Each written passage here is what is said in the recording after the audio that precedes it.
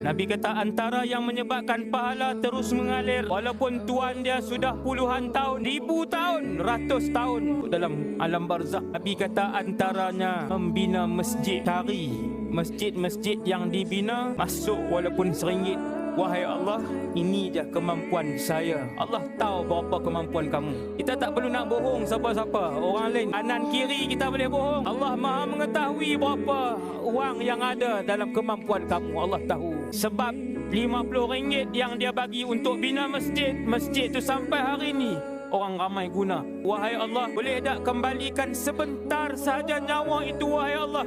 Aku nak taubat, aku nak sedekah, aku nak taubat, aku nak baca Quran. Aku tahu ada kematian, aku tahu ada barzakh, tetapi aku lalai, wahai Allah. Ayat ni disebut dan diulang-ulang, disebut dan diulang-ulang. Tidak akan diberikan nyawa yang kedua untuk sesiapa pun yang mati.